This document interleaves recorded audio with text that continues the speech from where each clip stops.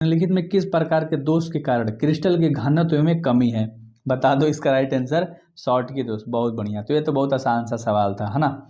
अगला सवाल करेंगे जो कि इंपॉर्टेंट है। निम्नलिखित में कौन आयनिक क्रिस्टल है? आयनिक क्रिस्टल पूछ रहा है तो साधारण नमक एक कॉमन साल्ट आयनिक क्रिस्टल होता है। Which of the following is ionic solid? तो कॉमन साल्ट। क्लियर है ना।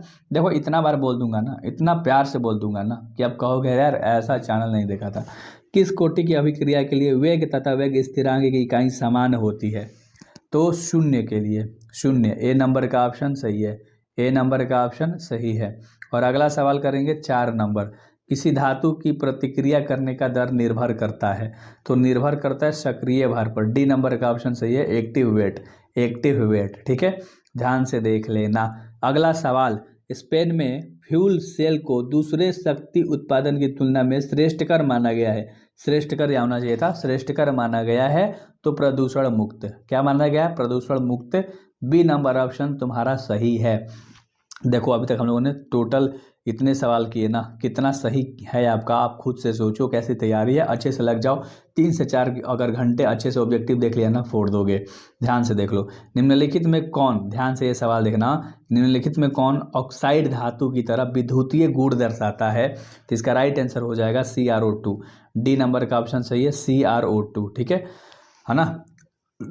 अगला सवाल करेंगे जो कि 7 नंबर का सवाल है कि बिजली की 1 फैराडे बराबर होती है कूलाम्ब की? बिजली की 1 फैराडे बराबर होती है 96,500 कूलाम्ब की। बी नंबर का ऑप्शन सही है। अगला सवाल 8 नंबर देखेंगे। बिलियन के अणुसंख्य गुणधर्म का उदाहरण है? तो इसका राइट आंसर क्या हो जाएगा? क्वथनांक का उन्नयन, एलिवेशन ऑफ बॉइलिंग पॉइंट, ठीक है। सवाल देख लिया करो। An example is colligative property of solution is elevation of boiling point, right. याद हो गया होगा, बहुत बढ़िया। अगला सवाल करेंगे, दीवाने ध्यान से देखना। विद्युत अपघटन के नियम दिए थे, किसने दिया था? फैराडे ने दिया था। किसने दिया था? फैराडे ने। सी नंबर का ऑप्शन सही है, सी नंबर का ऑप्शन सही है। अगला सवाल है 10 नंबर। निम्नलिखित में से कौन सबसे शक्तिशाली ऑक्सीकरण पदार्थ है? तो है F2 है ना। ये क्वेश्चन आपने कर रखा है पहले भी, तो ये आसान सा सवाल था। अगला सवाल ध्यान से देख लो जो कि 11 नंबर सवाल है कि H2SO4 में S की ऑक्सीकरण संख्या +5 होती है। ये भी सवाल आपने कर रखा है। चलो बहुत बढ़िया। अगला सवाल करते हैं 12। निम्नलिखित में कौन सिर्फ एक ही ऑक्सिक अम्ल बनाता है? बता दो, F2। बहुत बढ़िया। अगला सवाल ध्यान से देख लो, है ना। वर्ग 17 के तत्व कहलाते हैं? हाइड्रोजन और, बता दो, यहाँ पर हैलोजन होना चाहिए था ना। अरे यार गलत दे रखा है, ये सवाल ही गलत दे रखा है। हैलोजन बस याद रख लो, 17 वाले तत्व हैलोजन कहलाते हैं। ऑप्शन याद रख लो बस। अगला सवाल ध्यान से देख लेना, 17 नंबर। ऑक्सीजन और ओजोन है, एक क्या है? अपरूप है एक दूसरे के, एलोट्रॉप्स हैं, ठीक है। चलो अगला 15 नंबर सवाल है कि निम्नलिखित में कौन गैस एकल परमाणु है? बताओ फटाक से। हीलियम एकल परमाणु है, ठीक है। सवाल देखो, निम्नलिखित में कौन एकल सैकराइड है? एकल सैकराइड पूछ रहा है, तो कौन है भाई साहब इसमें? फ्रक्टोज है। बहुत बढ़िया, डी नंबर ऑप्शन सही है, डी नंबर ऑप्शन सही है आपका। अगला सवाल 17 नंबर कि कार्बोनिक समूह के कार्बन पर कौन सा प्रसंकरण होता है? प्रसंकरण होता है गाइस, ठीक है। तो sp2 है ना। अच्छे से याद रख लेना भाई, बहुत इंपॉर्टेंट सवाल है ये, बहुत इंपॉर्टेंट सवाल है। और अगला 18 नंबर सवाल है कि एक यौगिक जलांशन के पश्चात 1 डिग्री एमीन होता है, वो यौगिक है, वो है एमाइड। क्या है? अमाइड है, एमाइड।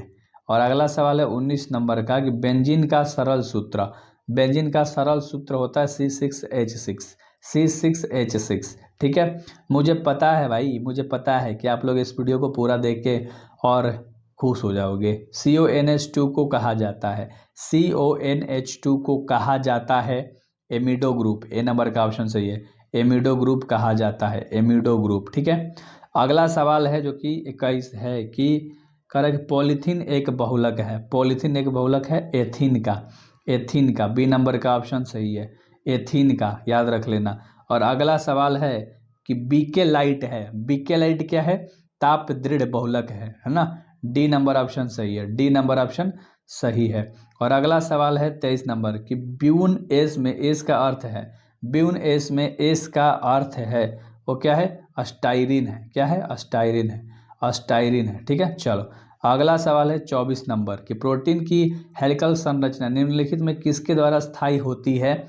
तो वो होती है भाई हाइड्रोजन बंध के द्वारा, हाइड्रोजन बॉन्ड जिसको बोलते हैं, ठीक है, याद रख लेना। अगला सवाल विटामिन सी का मुख्य स्रोत क्या होता है लाडलो, तो नींबू और संतरा सी में पाया जाता है, विटामिन सी इसी में तो पाया जाता है ना।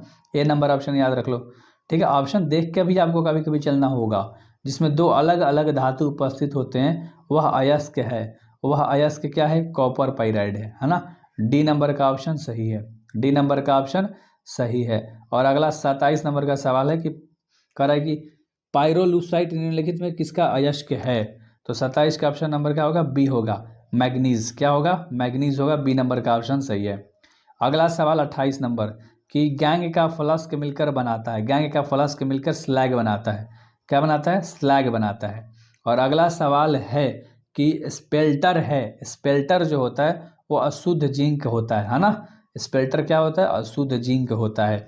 और अगला 30 नंबर सवाल कह रहा है कि निम्नलिखित में कौन धातु का निष्कर्षण है ना विद्युत विच्छेदन की क्रिया के द्वारा नहीं होता है, तो नहीं होता है लोहा, आयरन। ठीक है, डी नंबर ऑप्शन सही है। अच्छे से याद रख लेना, बहुत खतरनाक था, अभी भी यही था। चलो मिलते हैं भाई, ठीक है, अच्छे से एग्जाम देना, बेस्ट ऑफ लक।